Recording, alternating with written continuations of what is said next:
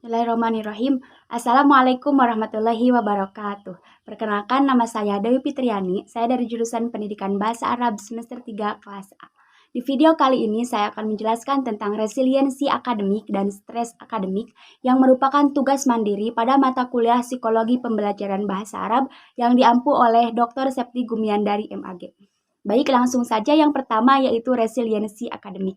Resiliensi akademik ini adalah suatu kemampuan yang ada dalam diri seseorang untuk bertahan dalam kondisi yang sulit serta menemukan jalan keluar dari kondisi tersebut. Kondisi yang sulit di sini maksudnya apa? Yaitu yang berkaitan dengan pendidikan. Mengapa yang berkaitan dengan pendidikan? Karena konteksnya adalah resiliensi akademik. Akademik di sini berarti pendidikan. Maka kondisi yang sulit di sini seperti belajar, menghadapi ujian, pembentukan identitas, serta kemandirian dari orang tua. Maka dapat kita simpulkan bahwa resiliensi akademik adalah kemampuan seseorang untuk bertahan di kondisi yang sulit yang berkaitan dengan belajar, kemandirian dari orang tua, pembentukan identitas, serta menghadapi ujian. Kemudian, dari manakah sumber-sumber resiliensi akademik? Yang pertama yaitu I have, yang kedua yaitu I am, dan yang ketiga yaitu I can. Yang pertama yaitu I have. I have di sini adalah faktor eksternal, yang mana faktor eksternal ini adalah faktor yang berasal dari luar individu. Atau secara simpelnya, secara mudahnya adalah faktor yang berasal dari lingkungan. Berupa apa? Berupa dukungan eksternal yang diperoleh dari guru, dari keluarga, dari orang tua, serta orang-orang terdekat. Maka, I have bisa timbul dalam diri seseorang saat individu itu merasa diterima di lingkungannya. Maka ketika seseorang merasa diterima di lingkungannya, ia akan mampu bertahan di kondisi yang sulit, akan memiliki resiliensi dalam dirinya. Kemudian yang kedua yaitu I am atau faktor internal yang ada dalam diri individu itu sendiri. Seperti apa? Seperti percaya diri. Kemudian yang ketiga yaitu I can. I can ini kemampuan sosial, yaitu kemampuan untuk membangun hubungan sosial dengan orang lain. Mengapa membangun hubungan sosial dengan orang lain? Karena yang namanya manusia ini adalah makhluk sosial, yang mana yang namanya makhluk sosial tidak bisa hidup sendiri dan kita pasti membutuhkan orang lain. Kemudian I can ini bisa timbul, bisa didapat dari interaksi dengan lingkungannya. Contohnya seperti apa? Ketika seseorang memiliki kemampuan sosial, maka ia akan mengerti perasaan orang lain, ia akan paham kondisi orang lain, ia akan berbicara sesuai kebutuhannya, serta dapat mengekspresikan kemarahan sekalipun dengan sangat hati-hati. Kemudian, dimensi resiliensi akademik. Dimensi di sini berarti aspek-aspek yang menjadi ciri apakah seseorang itu memiliki resiliensi dalam dirinya atau tidak. Yang pertama yaitu confident, yang kedua yaitu control, yang ketiga yaitu composure, dan yang keempat yaitu komitmen. Yang pertama yaitu confident. Confident di sini apa? Artinya kepercayaan diri, percaya pada kemampuan yang ada dalam diri seseorang. Ketika seseorang percaya pada kemampuan yang ada dalam dirinya, ketika ia percaya diri, maka ia akan bisa melaksanakan tugas-tugas akademik dengan baik. Ia akan bisa mengerjakan tugas sekolah dengan baik. Ia akan bisa melaksanakan atau mengerjakan tugas kuliah dengan baik. Yang mana kemampuan tersebut merupakan ciri dari seorang yang memiliki resiliensi dalam dirinya.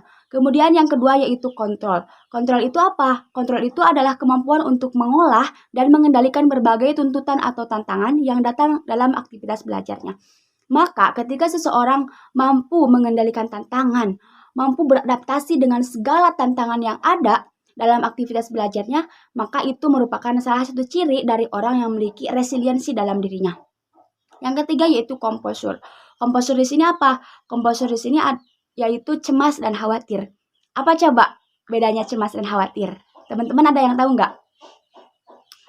Cemas itu apa? Gelisah, kesulitan dalam memikirkan tugas. Sedangkan khawatir adalah rasa takut. Rasa takut karena apa? Takut saat tidak bisa melakukan tugas dengan baik, takut saat tidak bisa mengikuti ujian dengan baik. Composure ini, orang dengan kemampuan ini mampu mengontrol perasaan-perasaan negatif. Seperti apa perasaan negatif itu? Seperti rasa tidak nyaman, stres, tidak fokus, serta bisa berpikir jernih. Kemudian yang keempat yaitu komitmen. Komitmen itu apa? Kegigihan. Yaitu kemampuan seseorang untuk terus berusaha dalam menyelesaikan jawaban atau kemampuan seseorang untuk memahami masalah meskipun masalah itu sulit dan penuh dengan tantangan. Ketika seseorang gigih, ketika seseorang berkomitmen untuk menyelesaikan segala masalah yang ada meskipun masalah itu sulit dan penuh tantangan, maka itu merupakan salah satu ciri dari orang yang memiliki resiliensi dalam dirinya. Yang selanjutnya yaitu stres akademik. Coba teman-teman pasti sering mendengar kata aku stres gitu, aku capek, aku apa. Coba stres itu apa? Betul, stres itu tertekan. Atau bisa diartikan stres akademik di sini yaitu tekanan yang timbul dari tuntutan akademik. Jadi suatu tekanan yang ditimbulkan dari adanya tuntutan akademik yang melampaui kemampuan individu yang mengalaminya.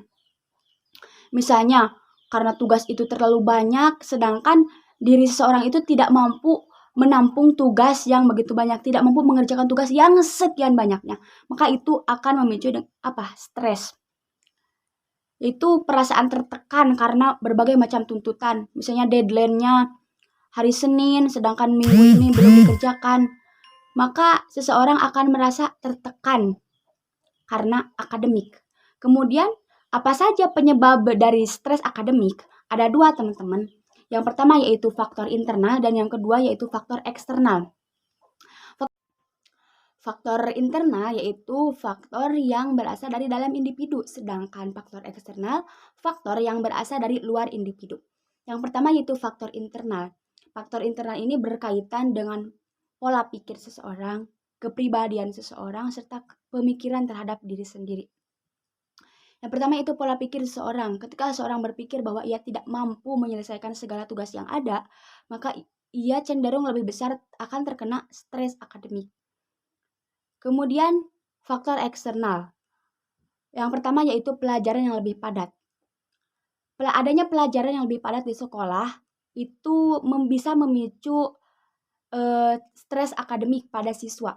Mengapa? Karena semakin zaman ini berubah, maka kurikulum pendidikan ini semakin Semakin tinggi.